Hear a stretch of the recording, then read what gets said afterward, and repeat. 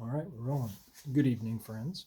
Tonight, well, I made this video a couple of days ago, but I wanted to remake it because last time it took me 15 minutes to say two very simple things that are really quite... I want to go on another fucking rant. Ages ago, I was thinking about writing a book on how to fix bikes, and one of the ideas I had, or at least one of the ideas for like an article within this, was basically these two simple things that you can do to any bike that will make it last longer. And these are really cheap, really simple things that don't require a great deal of expense, they don't require a great deal of expertise or time. And those two things are keeping your drivetrain clean and lubricated and keeping your tires pumped up.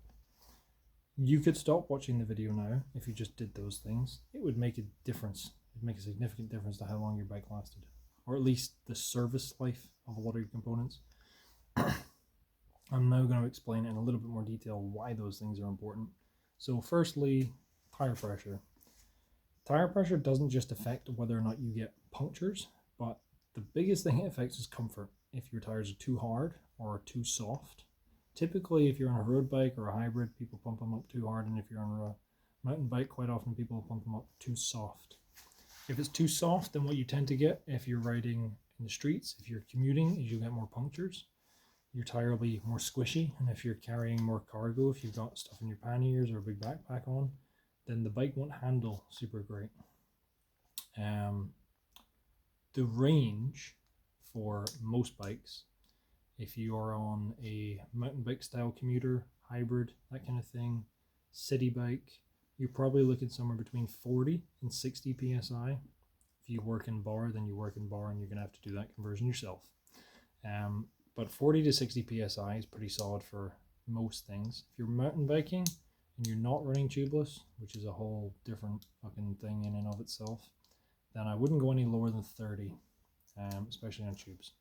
You can go lower on tubeless, but again, different ball game, different thing. If you're on a road bike and you've got an older road bike, so like 25C tires, maybe even down to 19 if you're really crazy. I used to have a road bike with 19C tires on it, and Jesus, that thing was like riding a knife. That was not pleasant. I'm glad that tire technology and that manufacturers have saw reason and decided to make tires slightly wider. That's been a really, really good innovation in the bike industry the last, well, since DOT. They have been getting bigger, wider, comfier. For road bikes, if you weigh probably about 80 kilos, 80 is good.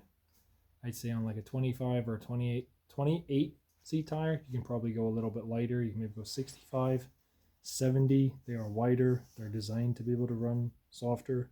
You don't really lose a great degree of efficiency. But for the vast majority of people, I imagine that are going to be watching this, you're going to be in the 40 to 60 range if you're riding around on a hybrid or a commuter bike like this. I can't even see that shit. That's dark as hell. I'm a torch. You know what? You know what a regular bike looks like. I don't need to show you what a regular bike looks like. If you're riding a regular bike, you're like 40 to 60. That's a weird camera thing. I like 40 to 60 psi is probably pretty ideal. So the things it will help, it will be more comfortable if your tires are a little bit softer, provided they're not too soft, so like not under 40.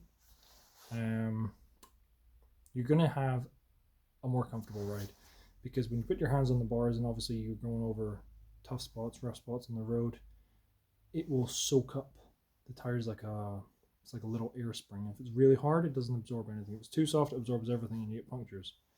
So it's a fine balance between the two, but provided it's soft enough, then it will act like a little air spring and it will take vibration out of the road. You'll be more comfortable. You'll also probably find that your headset and your hub bearings will last a little bit longer because the tire's doing more of its job. It's absorbing the forces rather than just being a rock, which is not really, it's not the point of it. You can do that, but it won't be comfortable and it won't last as long. And you probably sell your bike because you'll hate it. You'll be like, why do people ride bikes? They suck. They don't have to suck. There's a great deal of things you can do to make it more comfortable, and having your tires at the right pressure is one of them. If you're in doubt, it will usually say on the side of the tire wall, Hopefully I can show you this in the light. My damn torch. Oh, hell yes. Right. So, I'm going to go over here and flip you guys around. This is a regular ass bike. On the sidewall, you will have... Well, here's another little tip while we're at it. On the sidewall, people often come in looking for an inner tube in my work, and they want to know what size it is. If you see this down the side of your tire, 700C by 38, that is the size of tire you're going to ask for in the UK. If you're in the US, well, sometimes they use slightly different measurements. If you're in Europe, it's different again. But what we got going on down here, you got direction of travel. Conveniently, I imagine tire pressure is probably... Oh, nope, right there it is.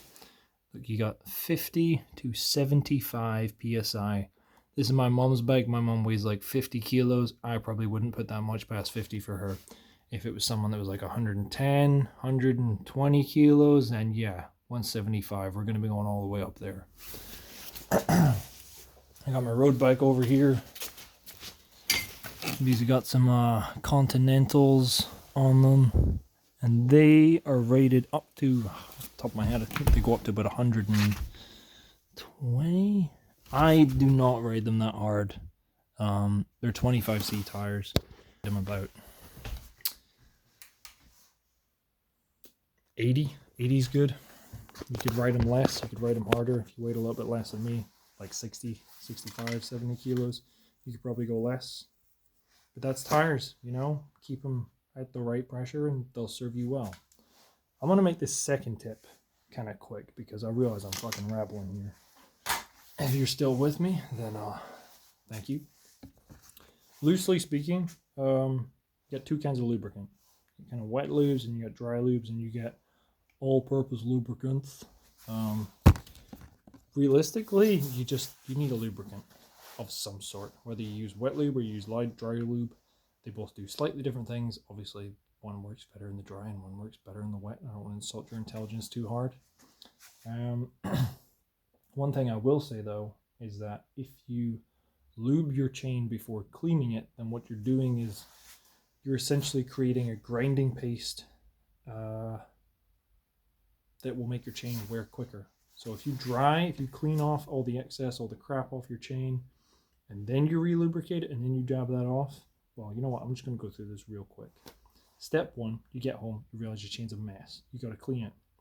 Okay, so what do? If you don't have bicycle-specific cleaning products, you can need a bike oil. They're cheap. Get one. They're really not that expensive. You can use like Fairy Liquid or Soapy Bubbles and water, and you can literally just scrub it. You will be disgusting afterwards. You will be covered in bike grease. You will be covered in crap, and you will hate me for telling you to use Fairy Liquid. But if you really, really do not want to go out of your way and buy some degreasers, like a bike-specific degreaser, Knockoff makes some good ones, don't buy the Halfords one. You just don't. I'm not saying that because I'm a snob. I'm saying that because it stinks. This stuff is like, it cloys your lungs. There are a great many brands out there that do really good stuff. Fenwick's makes some pretty good stuff. Muck-Off's a good go-to. There's plenty of other ones out there.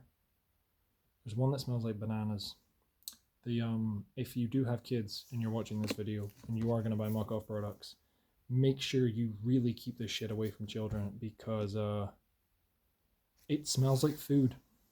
The wet lube is blueberry. That's blueberry all day. And if I was way younger and I couldn't read, I'd probably sip it out of curiosity. Dry lube's kind of more like banana. Unsurprisingly, it's yellow. Go figure. So you want to clean your chain. You can get... In fact, let me show you real quick. Where the hell's my bottle?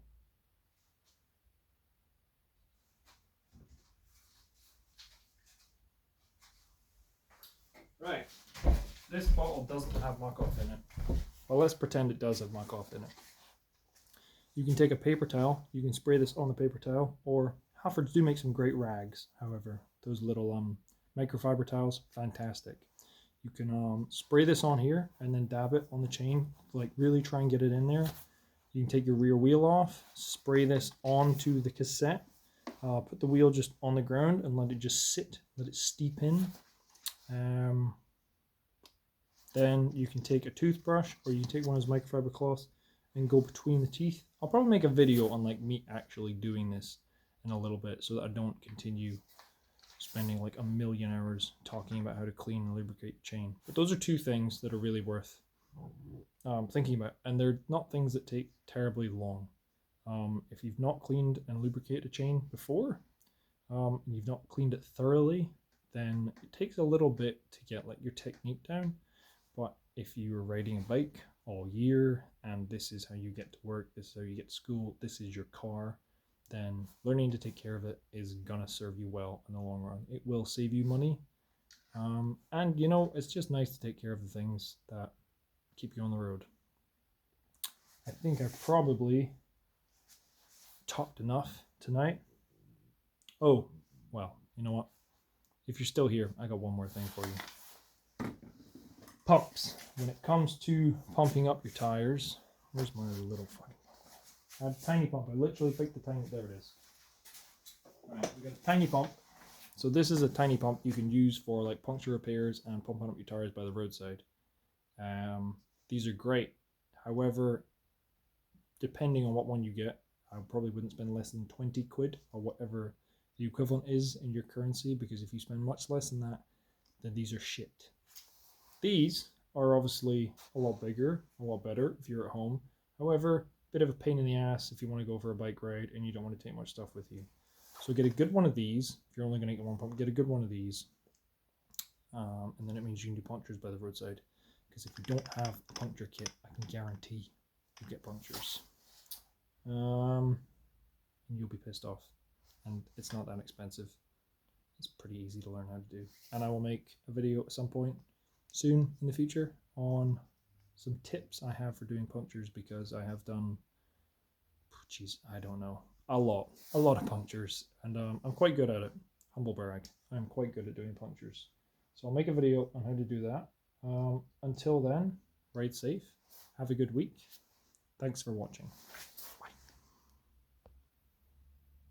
Oh wait, that's it. My bad.